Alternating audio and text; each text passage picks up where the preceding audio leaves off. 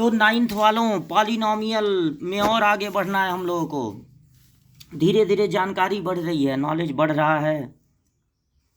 और अब हम लोग पहुंच गए हैं एग्जाम्पल 11 पे। एनसीईआरटी इस समय हम लोग लगा रहे हैं एग्जाम्पल 11। एग्जाम्पल 11 में देखिए फैक्टर की बात हो रही है। 2 फैक्टर है 12 का, क्योंकि 12 को 2 से डिवाइड करने पर कोशेंट बचता है इंटीजर और रिमाइंडर बचता है 0। दोनों चीज़ देखता है अरिथमेटिक, लेकिन जो अलजेब्रा है वो देखेगा रिमाइंडर 0 होना चाहिए। फैक्टर कब कहेंगे? जब रिमाइंडर 0 हो। और रिमाइंडर कैसे पता चलेगा? डिवाइड करने पता चलेगा? नहीं, डिवाइड करना ही नहीं पड़ेगा, क्योंकि कुछ समझदार लोगों ने बना दिया है रिमाइंडर थ्योरम। रिमाइंडर थ्योरम बना दिया है कि कोसेंट क्या आ रहा है, छोड़ो इस बात को, छोड़ो कि कोसेंट कितना आ रहा है, रिमाइंडर पता लगा सकते हो। बस क्या करना है, डिवाइजर को 0 के इक्वल कर दो, डिवाइजर को 0 के इक्वल करो और जो वैल्यू मिले वो पॉलिनॉमियल में रख दो। तो अब हमें क्वेश्चन नंबर एग्जाम्पल नंबर 11 लगाना है। एग्जामिन कीजिए, पता लगाइए कि x + 2 is a factor of this end of this. मतलब कि ये जो x + 2 है वो इसका फैक्टर है कि नहीं, इसका फैक्टर है कि नहीं। मतलब यहाँ पर दो दो पॉलिनॉमियल हैं और बेचारा एक है डिवाइजर। इसको हम लोग डिवाइजर ही कहा जाए, क्योंकि इससे इसको डिवाइड करने पर पता लगाना है रिमाइंडर 0 आएगा कि नहीं, तब तो फैक्टर होगा। इसको इससे डिवाइड करने पर रिमाइंडर 0 आएगा कि नहीं, तब तो फैक्टर होगा। तो ये काम है बड़ा आसान, क्योंकि बन गया है रिमाइंडर थ्योरम। नहीं तो हम लोगों को डिवाइड करना पड़ता। वैसे हम लोग डिवाइड करने के लिए भी तैयार हैं, लेकिन जब रिमाइंडर थ्योरम बना है तो क्या ज़रूरत है डिवाइड करने का। आप क्या कीजिए, आपको करना है डिवाइजर को 0 के इक्वल। इसको हम लोग डिवाइजर कहेंगे। डिवाइजर को करना है 0 के इक्वल। ये कुछ सही नहीं लिखा रहा है। डिवाइजर SOR, डिवाइजर को हमने कर दिया 0 के इक्वल। तो डिवाइजर क्या है? x + 2। x + 2 को हमने किया 0 के इक्वल और हमें x की वैल्यू मिल गई -2। 2 को उधर ट्रांसफर कर दिए। अब एक बार पहले पॉलिनॉमियल में इसको हम लोग px से क्यों ना लिख लें। px = हो गया x³ + 3x² + 5x + 6। तो अब हमें इस पॉलिनॉमियल में क्या रखना है? जो वैल्यू हमको मिली है वो रखना है। यानी क्या रखना है? -2। तो -2 जब हमने रखा तो -2 पे पावर हो गया 3।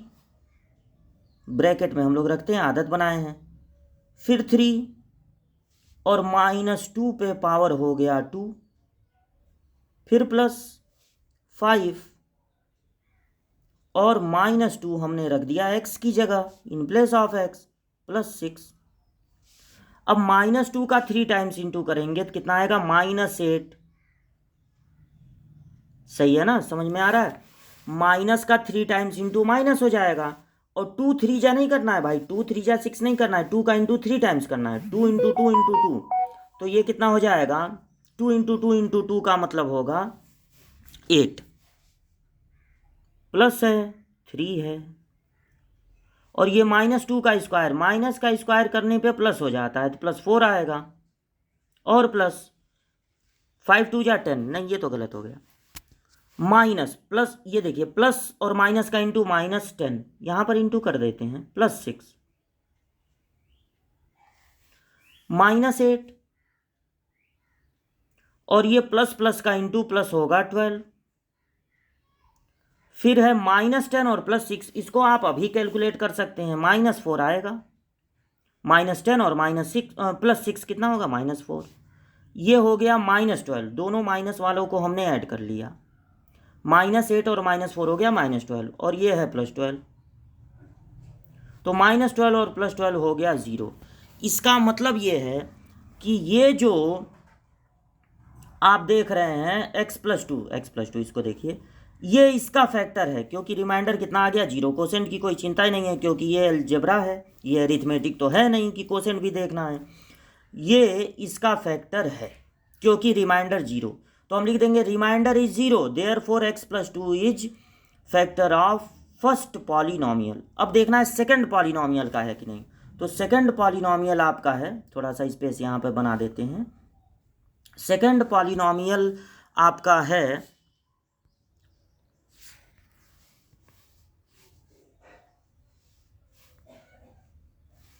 2x+4। तो 2x+4 अगर है तो अब हमें क्या करना है, सेकंड पॉलिनोमियल को आपका मन करे तो आप सपोज कर सकते हैं qx, आप सपोज कर सकते हैं qx, पहले वाले को px लिखें, दूसरे वाले को qx लिख दीजिए। तो qx इक्वल टू होगा 2x+4, और यहाँ भी हमको x की प्लेस पे क्या रखना है, -2 रखना है, तो -2 रख दीजिए। 2 इन ब्रैकेट -2, जो भी वैल्यू रखिए वो ब्रैकेट में रखिए, +4, तो 2 2 जा 4, -4 आएगा ना, क्योंकि ये प्लस है ये माइनस है। -4 और +4 कितना हो जाएगा 0, यानी कि दूसरा वाला रिमाइंडर भी 0 है, दूसरे में रखने पर भी रिमाइंडर 0 मिला। इसका मतलब है कि ये x+2 इन दोनों गिवन पॉलिनोमियल का फैक्टर है। 12th एग्जाम्पल, एनसीईआरटी का 12th एग्जाम्पल, बहुत आसान। फाइंड द वैल्यू ऑफ के, आपको के की वैल्यू फाइंड करनी है। If x-1 is a factor of this, अगर x-1 इसका फैक्टर है, आपको नहीं पता लगाना है कि ये इसका फैक्टर है कि नहीं, ये क्वेश्चन में गिवन है कि ये इसका फैक्टर है। अगर फैक्टर है तो since first polynomial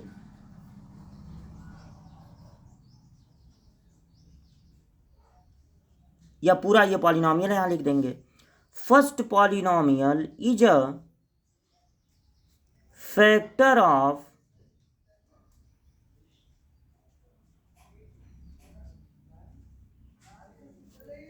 second polynomial, second polynomial का फैक्टर है, therefore remainder will be 0, remainder की वैल्यू कितनी होगी 0, रिमाइंडर की वैल्यू 0 होगी। तो अब हमें क्या करना है, according to remainder theorem, by remainder theorem,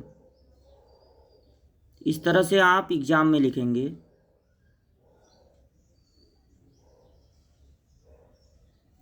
अब हम रिमाइंडर थ्योरम लगाएंगे, तो रिमाइंडर थ्योरम क्या कहता है कि पहले डिवाइजर को आपको करना है 0 के इक्वल, तो जो फैक्टर है उसी से डिवाइड किया जाएगा, वो डिवाइजर है। तो डिवाइजर को जब आप 0 के इक्वल करेंगे तो आपको यहां से x की वैल्यू मिलेगी 1, और जब आप इस 1 को इस पॉलिनोमियल में रखेंगे तो 0 कर देंगे, जब इस 1 को इस पॉलिनोमियल में रखेंगे तो आप 0 कर देंगे, क्योंकि आप पहले ही बता दिए हैं कि रिमाइंडर 0 होगा।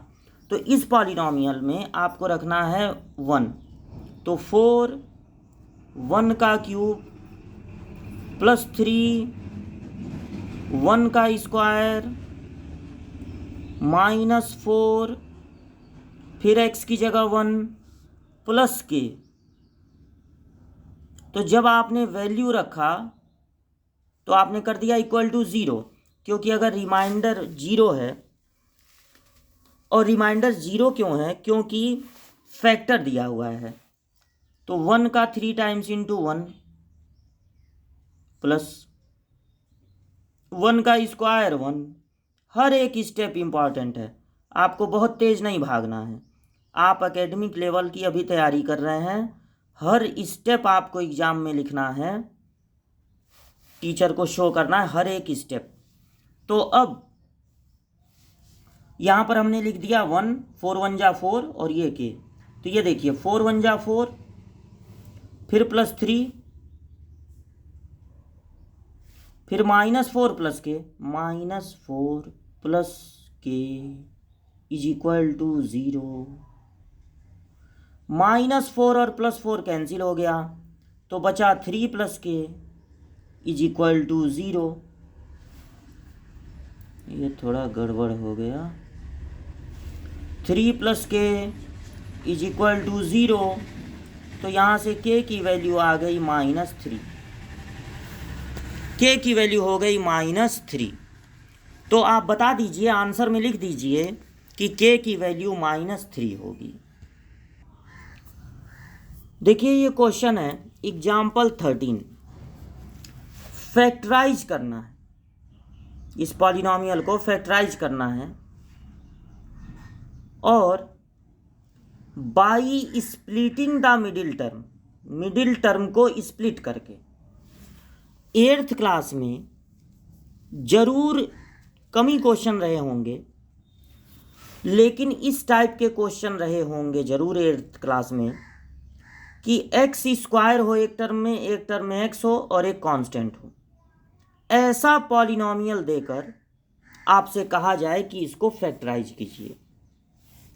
कीजिए। तो फैक्टराइजेशन ये एक्चुअल में क्वाड्रेटिक है। 6x² जो आपका पॉलिनोमियल है, 6x² प्लस 17x प्लस 5, ये एक क्वाड्रेटिक इक्वेशन कहलाता है क्योंकि x की मैक्सिमम पावर इसमें 2 है। इसे फैक्टराइज अगर करना है, क्वाड्रेटिक को फैक्टराइज करना है, तो एक होता है मिडिल स्प्लिट मेथड। तो स्प्लिटिंग द मिडिल टर्म वही है, मिडिल स्प्लिट मेथड। अब इसमें करते क्या है, x² के कोफिशिएंट और कांस्टेंट टर्म इनका मल्टीप्लाई करते हैं, तो हमको क्या मिला 30। और ये जो ये वाला साइन देखते हैं, ये जो लास्ट साइन है प्लस, और ये मिडिल वाला नंबर देखते हैं, इसी को स्प्लिट करना है 17। और दो ऐसे नंबर सर्च करते हैं, दो ऐसे नंबर खोजते हैं जिनका मल्टीप्लाई करने पे 30 आए और ऐड करने पे 17 आए।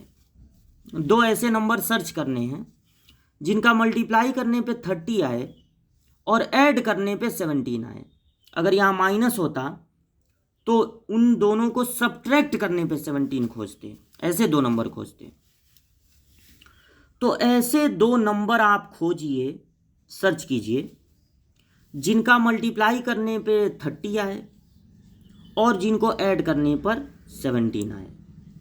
तो ऐसे नंबर खोजने के कुछ तरीके भी हैं जो आपको बाद में बताएंगे। अभी फ़िलहाल ये बहुत सिंपल सा है, तो आप जल्दी से इसको खोज सकते हैं। 15 और 2 कैसा रहेगा? एक तो 6 5 जा 30 होता है, लेकिन 6 और 5 को ऐड करने पे 17 नहीं आता, 11 आ जाता है। तो 15 और 2 ऐसे दो नंबर हैं जिनको ऐड करने पे 17 आ जाएगा और मल्टीप्लिकेशन जिनका 30 होता है। तो हम लोग क्या किया जाए, 15 और 2 को चूज कर लिया जाए। 15 और 2 को चूज कर लिया हमने।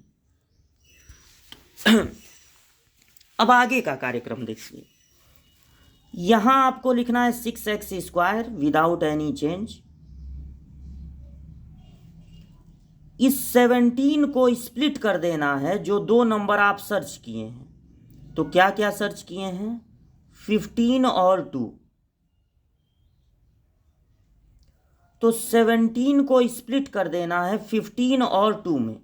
15 + 2 17 होता भी है, इंटू एक्स, यहां पे ये एक्स नोट कर लेंगे, प्लस 5। अब 17 को आपने स्प्लिट कर दिया।